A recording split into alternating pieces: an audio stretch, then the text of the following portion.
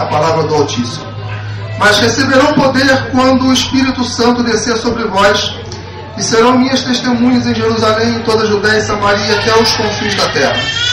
Tendo dito isso, foi elevado às alturas enquanto eles olhavam, e uma nuvem o encobriu da vista deles.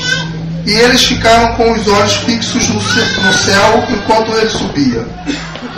De repente surgiram diante deles 2 homens vestidos de branco, que lhe disseram: Galileus, por que vocês estão olhando para o céu? Este mesmo Jesus que dentre vós foi elevado aos céus, voltará da mesma forma como o virem subir. Vamos orar. Pai, na tua presença nós estamos agora, ó Deus, e queremos lhe agradecer por estar aqui. E suplicamos, ó Deus, em nome de Jesus, que o teu Espírito Santo fale aos nossos corações. Que o Senhor nos use como um canal, um instrumento vivo nas tuas mãos. E que nós possamos entender o que tu queres falar nesta noite. Nós lhe suplicamos em nome de Jesus. Amém. Amém. Eu quero lhe dizer o seguinte, meu querido. Nessas mais de 2 décadas na presença do Senhor, a mensagem que nós iremos trazer agora não é a mensagem mais bonita, não é a mensagem mais eloquente, não é a mensagem mais pentecostal da minha vida, mas é a mensagem mais importante que eu, até o prezado momento, Deus me deu a oportunidade de pregar. De maneiras que você vai ficar à vontade, se você sentir o desejo de dar glórias e aleluias, dê. Se você sentir o desejo de ficar só ouvindo e querendo entender, também. Mas o mais importante é que você entenda o que nós iremos falar nesta noite. Eu quero te dizer o seguinte: o nosso Senhor Jesus, o nosso Salvador, ele tinha uma cidadania terrena. A cidadania de Jesus era judeu. Jesus era judeu. E como judeu, ele tinha sua cultura. Assim como nós brasileiros temos a nossa cultura. Tá? Os cariocas, por exemplo, divergem quando fala das pessoas que moram em São Paulo. Os brasileiros também é diferente daqueles que nasceram nos Estados Unidos, e assim vai.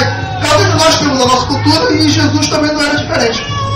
Na verdade, a Bíblia diz que Jesus veio na plenitude dos tempos. O que significa isso? Significa que num determinado tempo, na hora certa, no momento certo, Jesus veio. E Jesus nasceu num povo em que ele devia ter nascido, porque através dos judeus, utilizando a cultura dos judeus, Jesus nos iria ensinar muitas coisas. Para você entender a Bíblia, principalmente aquilo que Jesus falou, você precisa de uma certa forma entender um pouquinho da cultura judaica, ou pelo menos tentar compreender algumas coisas, estudando um pouco os judeus. E como a igreja é a noiva de Jesus, e por consequência disso, já que a igreja é a noiva de Jesus, Jesus é o noivo. Jesus é o noivo. Jesus é o noivo. Então, por consequência, Jesus é o noivo. E Jesus, por diversas vezes, trouxe ensinamentos, parábolas, trazendo à tona certos aspectos da cultura judaica. Eu comecei a estudar e a pesquisar como era o casamento dos judeus e de que forma se fazia naquela época para se casar. Temos muitos jovens aqui e muitos deles estão pensando em se casar. Outros, embora ainda não tenha namorada e nem namorado, já devem estar mais ou menos anunciando aí como vai ser aquele ou aquela que ele quer para se casar.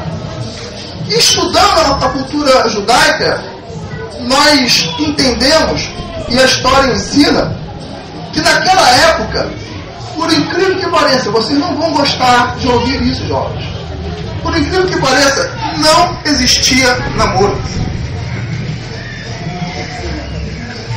Naquela época o namoro não existia. O ralo e rola no portão não rolava. Os beijos e os abraços, nem pensar. Porque a cultura judaica era assim, era uma cultura muito rígida com relação ao padrão de santidade, porque eles seguiam a lei do Velho Testamento, a lei dos 10 mandamentos. E naquela época era amor à primeira vista. O camarada chegava, olhava para a mulher lá que de repente despertou alguma coisa nele, deu aquele frisson, né?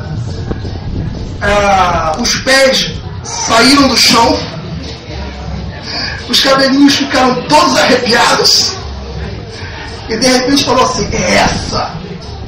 E quando ele sentiu no coração que era ela, a primeira coisa que eles faziam era ir ao pai. Chegava lá no pai e falava o seguinte: olha, gostei muito da sua filha, estou apaixonado por ela, eu quero dar tanto por ela. Pagava um preço pela mão da garota, pela mão da filha. E não era qualquer preço não, meu querido. Era um preço muito alto. E aí, quando nós estudamos esse aspecto, porque tudo era um contrato, ou seja, se fazia um contrato no alto do pagamento. Assim, quando se pagava pela filha, já era um contrato estabelecido, com muitas normas e muitas regras. Aí nós conseguimos entender por que em 1 Coríntios, capítulo 6, versículo 20, o apóstolo vai dizer que a igreja foi comprada por um alto preço. Por que o apóstolo fala isso?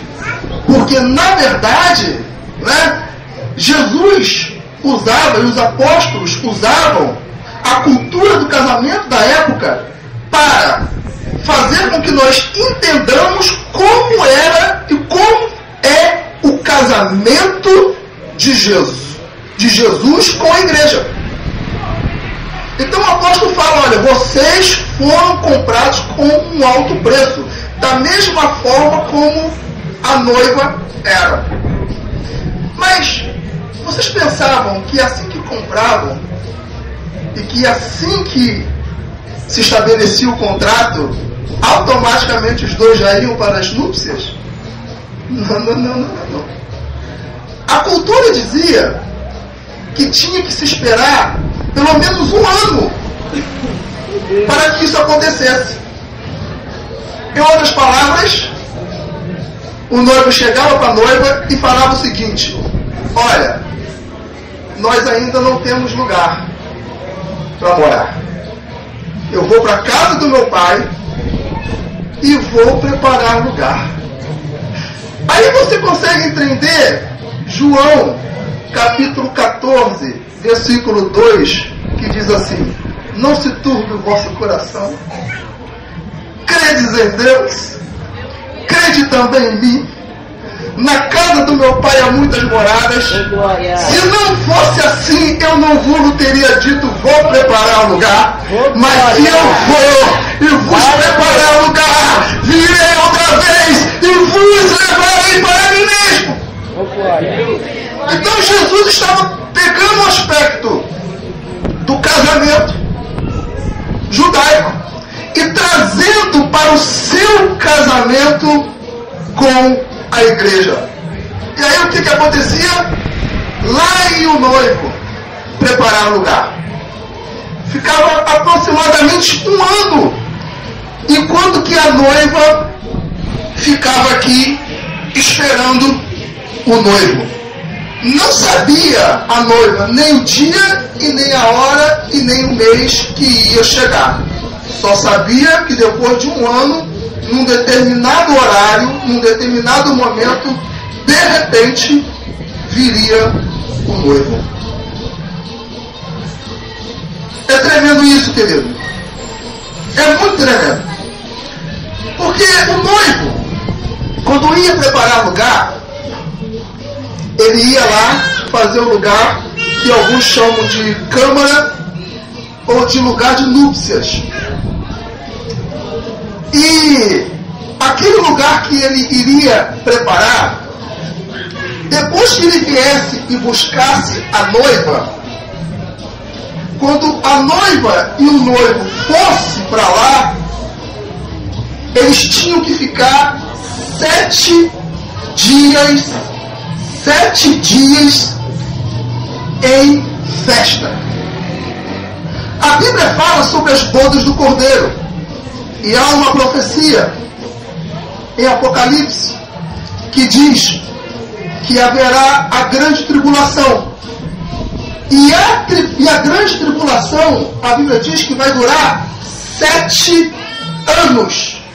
Em outras palavras, Jesus pega o que acontecia com a cultura judaica, traz à tona uma revelação tremenda que vai acontecer nos últimos dias e quem sabe para daqui a algumas horas, que fala acerca do arrebatamento da igreja. E num período de 7 anos, enquanto aqui na terra estarão acontecendo as piores coisas, o anticristo estará governando, as coisas mais terríveis estarão acontecendo, a noiva do Cordeiro junto com o noivo estarão festejando nas bodas.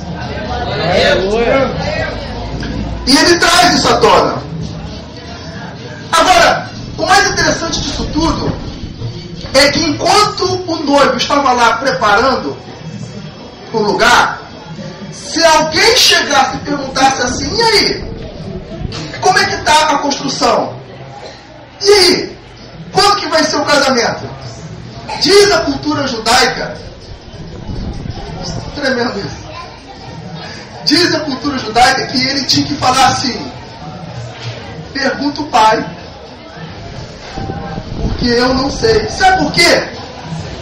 Porque era o pai que tinha que olhar para a construção que o filho estava fazendo para quando chegasse o casamento e falasse assim: está perfeito, filho, tá bom, tá ótimo, agora sim você pode ir lá buscar a noiva. Aí dá para entender por que Jesus chegava e falava o seguinte: olha, ninguém sabe nem o dia nem a hora que o filho há de vir, nem os anjos do céu, nem eu que sou o noivo. Porque depende do pai. Muito obrigado. Em outras palavras, depende de Deus o momento em que Jesus vai vir buscar a igreja. Enquanto isso, sabe o que a noiva tinha que fazer? Ficar aqui esperando pacientemente pelo noivo. Vocês aí que vão se casar e que já estão enamorados e completamente apaixonados, e como eu disse um dia desses aí, o último beijo é o 15º, é o 16º, é o 17º, é o 20º, é o 30º.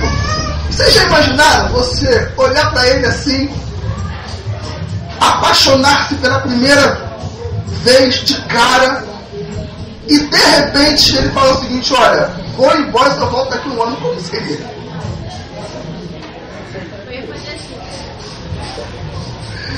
Mas a Bíblia diz que a noiva, ela tinha que ficar esperando pacientemente. A noiva tinha que estar pronta caso o noivo chegasse de repente com uma lâmpada de óleo. Porque naquela época não se tinha a iluminação que hoje se tem. Então ela tinha que ficar esperando pacientemente e ainda por cima com uma lâmpada de óleo. Durante esse período, a noiva tinha que ser conhecida, olha só, conhecida como aquela que era consagrada, separada e comprada por preço. Aí você consegue entender por que o apóstolo falou que Jesus vai levar uma igreja sem mancha, sem ruga e sem mácula. Por quê? Porque ele estava trazendo à tona o princípio da noiva judia. A noiva judia, ela tinha que ser conhecida lá onde ela morava, porque já estava comprometida com alguém consagrada. Faz comigo assim: consagrada, separada e comprada por preço. Sabe por quê que todo mundo teria que conhecê-la assim? Primeiro, porque ela teria que se mostrar diferente. Opa, alguma coisa tem diferente nela. Aí alguém já ia saber: opa, ela já é comprometida, já é consagrada, já está separada. Então, nós entendemos que assim como a noiva judia tinha que ser, assim também é a igreja.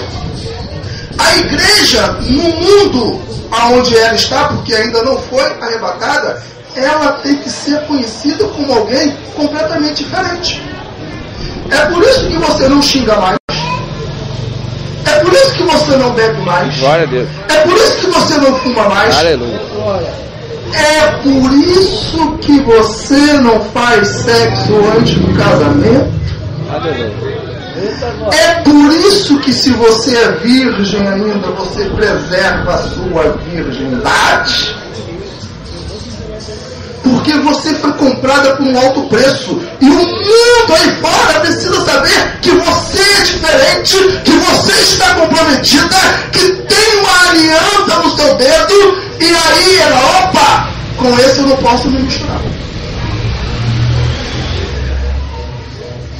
A noiva, no período de espera, tinha que usar um véu sempre que saía de casa.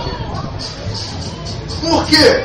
Porque além do povo fora conhecê-la como alguém separada, ela ainda tinha que, de forma cabal e categórica, falar o seguinte: eu sou separada mesmo. Olha o véu aqui.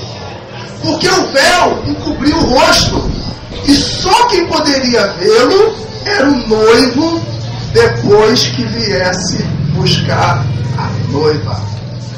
O Espírito Santo diz à igreja: como é que está o seu rosto?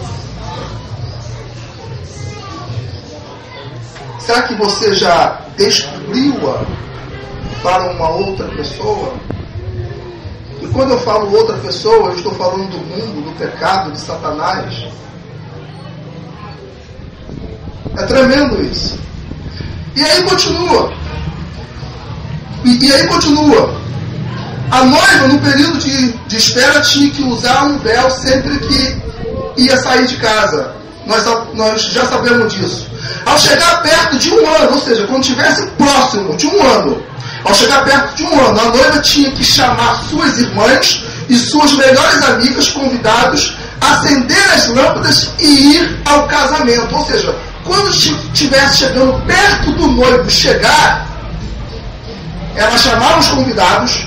Lembra de Mateus 25, quando a Bíblia diz que quando Jesus vier, vai estar esperando por ele 10 virgens, sendo que 5 noivas, 5 delas eram prudentes e 5 delas eram insensatas.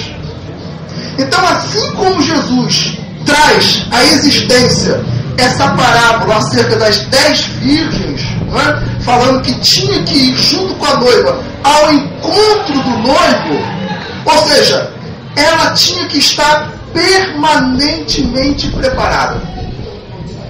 Não importa se ia demorar muito ou pouco, ainda que demorasse um pouquinho mais de um ano, eles e elas tinham que estar preparados.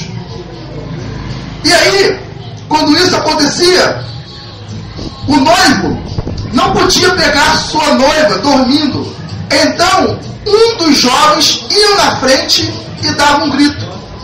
Porque quando estivesse chegando perto do noivo vir buscar a noiva, para que o noivo não pegasse a noiva despreparada, porque a noiva tinha que estar completamente preparada, um jovem que vinha acompanhando o noivo ia à frente e gritava: lá vem o noivo!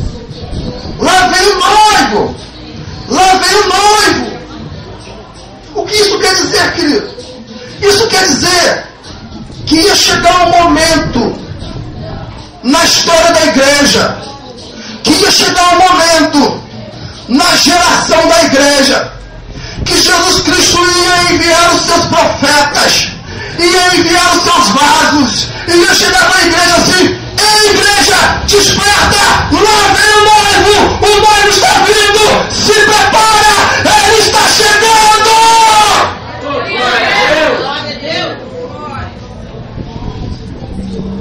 Deus não faz nada por acaso. Chegamos à conclusão de que Jesus usou o casamento judaico para descrever o seu casamento com a igreja. No período de espera, a gente pergunta, no período de espera, que é exatamente esse em que o noivo vai fazer o lugar para o dia do casamento, para a noite de núpcia, como é que ficava a cabeça dessa noiva? E é aí que nós chegamos na mensagem que Deus quer trazer à igreja. Porque eu entendo que no período desse ano, a noiva, ela tinha que, por obrigação, ficar fazendo o enxoval. Eu fico imaginando assim: olha para mim, presta atenção no que eu vou dizer, porque isso é sério. Se isso acontecesse com você antes de se casar, ou com você que ainda vai se casar, eu acredito que você não ia ficar pensando em outra coisa a não ser no dia do casamento. E eu fico imaginando como era a cabeça dessa noiva. Porque antes de conhecer o noivo, ela tinha uma realidade. Qual era a realidade? Ela estava na casa do pai, comendo das coisas do pai, vivendo com as coisas do pai, se ocupava com as coisas do pai. Em outras palavras, o mundo simboliza o pai. Em outras palavras, a sua vida secular simboliza o pai. Enquanto isso, ela só se preocupava com as coisas que eram do pai, em arrumar a casa, em fazer a comida, em lavar a louça. De repente, se o pai precisasse de uma renda a mais, trabalhar para ajudar na casa. Tudo isso era o pensamento da noiva. Mas uma vez que ela arrumou o marido, uma vez que ela encontrou o noivo, aí mudou tudo na cabeça dela. A visão que ela tinha mudou. Porque ela sabia que daqui a um ano ela não estaria mais na casa do pai. Ela estaria na casa do noivo, casada. Eu fico pensando que já desde aquele momento a cabeça dela se desligava da casa do pai. Sabe o que isso significa? Isso significa o seguinte: não é que ela deixava de ajudar na casa do pai, não é que ela deixava de comer da comida do pai, não. Ela continuava fazendo as mesmas coisas, só que com uma diferença: ela tinha agora uma outra prioridade, e a prioridade era fazer um enxoval para que quando o noivo chegasse, ela pudesse estar pronta e ir com o noivo. Sabe por que eu estou falando que esta mensagem é a mensagem mais importante para a minha vida? Porque eu olho para a igreja e eu fico pensando: como é que está a cabeça da igreja? Aonde está a cabeça da igreja? Está na casa do Pai? E aí eu descobri 3 coisas que poderiam estar passando pela cabeça dela, e eu estou quase terminando. Nesse período, acredito que a noiva não pensava em outra coisa a não ser voltar a ver o noivo. A primeira coisa que essa noiva pensava e ficava dominando a cabeça dela noite e dia, noite e dia eu quero ver meu noivo, eu quero ver meu noivo, eu quero voltar a vê-lo, quando eu vou vê-lo, como será que ele está? Né? Será que ele está mais moreno? Será que ele pegou muito sol? Como? Ela ficava ansiosa porque queria ver a face do noivo.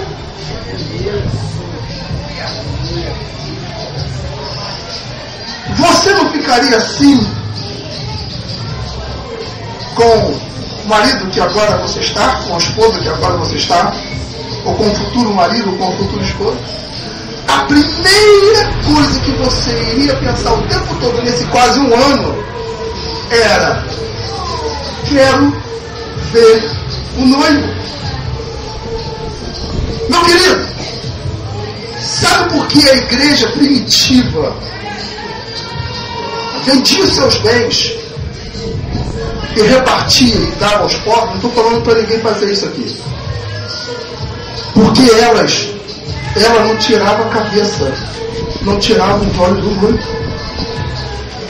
Em outras palavras, ela não tirava os olhos, não tirava a cabeça do céu. Porque o noivo está no céu. Se o noivo está no céu, a minha cabeça tem que estar no céu. É por isso que Colossenses 3 diz: se já ressuscitaste com Cristo, buscai as coisas que são de cima, onde Cristo está sentado à destra de Deus. Pensai nas coisas que são de cima e não nas coisas que são da terra, porque a vossa vida está escondida com Cristo em Deus. Aleluia. Isso não significa que você não tem que trabalhar, isso não significa que você não tem que prosperar, isso não significa que você não tem que ter seu carro, isso não significa que você não tem que ter sua casa, mas significa que a tua visão tem que estar no alto. E eu ficava pensando como é que está a cabeça da noiva. A noiva estava, eu queria ver aqueles olhos azuis ou verdes, ou sei lá de qual cor. Eu queria tocar naquele cabelo. Eu queria abraçá-lo. Esse é o desejo da noiva. Esse é o desejo da noiva. A segunda coisa que eu acho que ela pensava, eu já estou quase terminando, é que nesse período a noiva ficava sonhando com o lugar que o noivo foi construir para ela.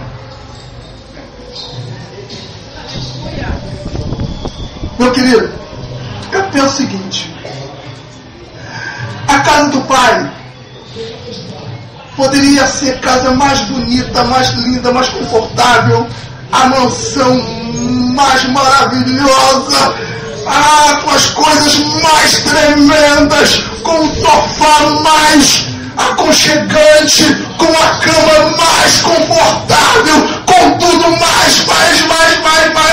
Mas eu fico pensando, a noiva, como deve ser o lugar que meu noivo está preparando? Como que é? E aí a gente vai lá em Apocalipse, e aí a gente vê que não era pouca coisa. A Bíblia diz que o céu, as ruas são de ouro. A Bíblia diz que corre um rio como um cristal debaixo do trono de Deus.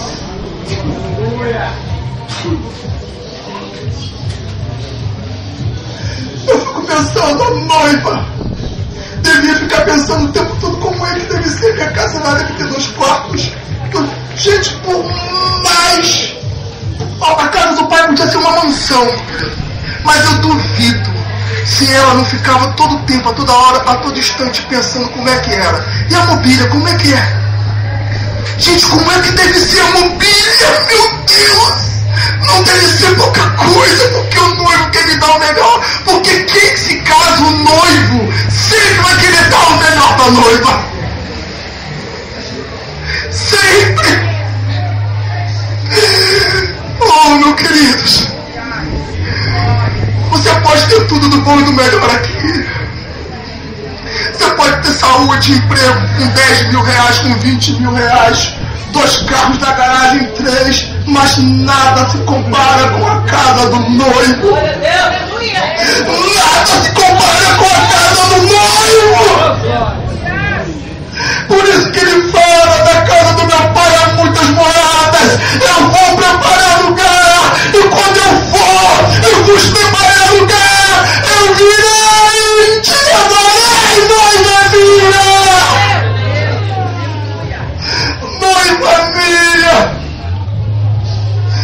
É por isso que Jesus chega e fala assim: não ameis o mundo, nem as coisas que há no mundo, porque a concupiscência dos olhos, a concupiscência da carne, a ostentação dos bens não provém do Pai, mas provém do mundo.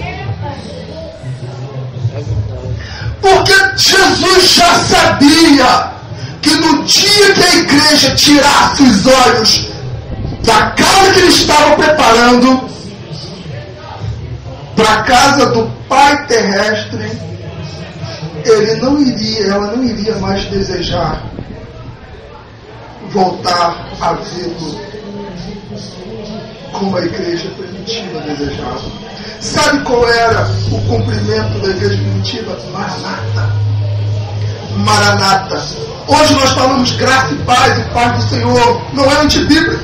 O apóstolo Paulo saúda a igreja com a graça e a paz. Mas naquela época a saudação era Maranata. Sabe o que significa isso? Ora vem, Senhor Jesus! Eles desejavam saber como é que era a casa deles.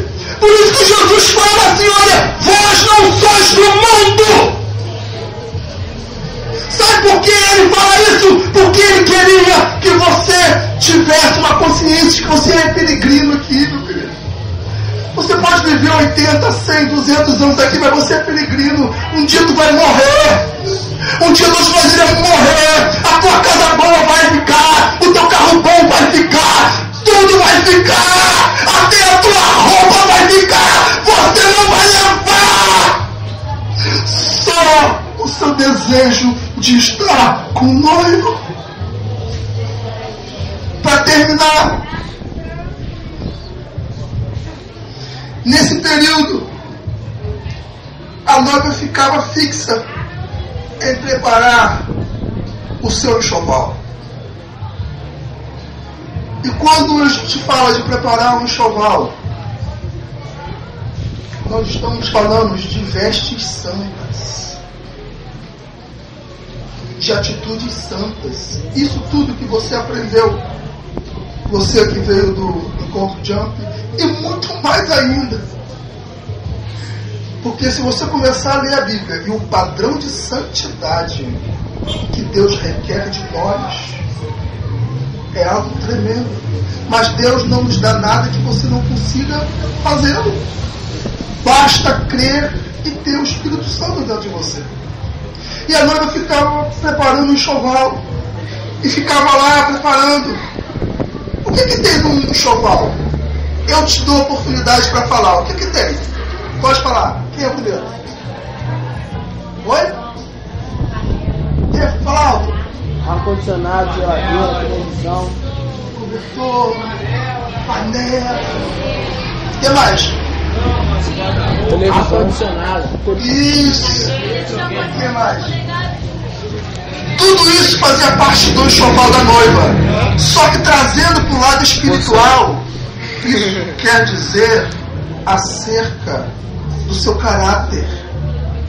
acerca da sua personalidade, acerca da sua linguagem, do que você fala. A sua atitude tem que ser completamente nova, diferente. O seu modo de pensar, o seu modo de agir, o seu modo de ser. CD pirata, nunca mais. Gato, nunca mais. Isso tudo faz parte do enxoval, meu filho. Jogar tudo isso fora. Porque coisas novas. Porque para você usar, a Bíblia diz que só entra no céu que é santo. Então tudo que for pecado, meu, vai ter que deixar. Tudo que for pecado vai ter que deixar. Você está entendendo?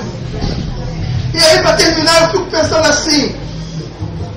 Porque, gente, desde quando o noivo, faltam 5 minutos, já estou terminando. Desde quando o noivo chegou assim, vou preparar lugar, a noiva já ficava com o coração. Quando eu vou ver de novo? Quando eu vou ver de novo? Quando eu vou ver de novo? Mas o tempo é passando. E ela ia se preparando. E a expectativa ia ficando melhor. Aí eu fico imaginando. A expectativa de 2 dias depois do contrato era maior ou menor de 6 meses depois do contrato?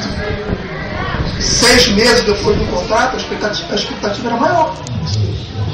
Porque quanto mais vai se aproximando, mais a expectativa aumenta. Quem já se casou aqui sabe. Chega na hora do casamento, chega perto, faltando 1 semana, 2 semanas, 3 semanas. Gente, tá chegando a hora. Que bênção. Ah, mas doutora, eu tô nervoso, mas eu quero os 3, 4, 5 dias que eu vou ficar lá com ele sozinho, só eu curtindo. E aí fico o tempo todo, e o tempo todo pensando, e aquela expectativa. Não, agora eu fico pensando, quando chegou o ano? Chegou um ano. Vai. Chegou. O noivo podia vir a qualquer hora. E naquela época a cultura era o seguinte: o noivo raramente vinha numa hora em que ela podia estar confortável. O noivo sempre vinha de meia-noite para lá. Sabe por quê? Porque uma boa noiva que se preze está preparada para o noivo a qualquer hora. Qualquer história, qualquer hora. E aí, a tradição diz que a noiva muitas vezes chegava a dormir vestida de noiva, porque não queria ser pega de surpresa. Não queria, não, eu vou, sei lá, vai que ele chega hoje, vai que ele chega agora, eu já estou com os cabelos arrumados, eu já estou toda penteadinha, eu já estou, olha, com tudo pronto, e quando ele chegar, opa, porque naquela época só tinha condições de fazer 2 coisas: pegar, quando o noivo chegava, pegava o enxoval, acendia as lâmpadas e partia, nem para se arrumar tinha tempo. Por isso que vinha alguém antes, né? Olha o noivo, olha o noivo, olha o noivo, olha o noivo, olha o noivo. Com outras palavras, profetas de Deus nos 4 cantos da terra, dizendo: igreja, olha o noivo está vindo, se prepara, pega o chavão, acenda a lâmpada, porque ele vai vir te buscar.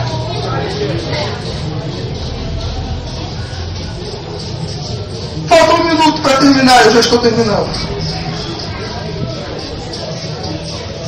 Aonde está a tua cabeça, noiva? Vamos ficar em pé agora.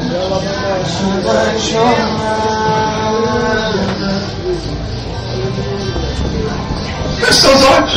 Fascinada. Feche seus olhos. Pense no céu. Pense lá nas moradas da sua noiva. Pense que você vai estar lá daqui a bem pouco tempo. Pense a sua igreja. Oh, aleluia. Apaixonada. Pense. Fale com o Pai agora. Se arrependa. Se arrependa se você por algum motivo ficou esse tempo todo na igreja sem desejar O sol da sua noiva. Enxergue o sol da sua igreja, apaixonada.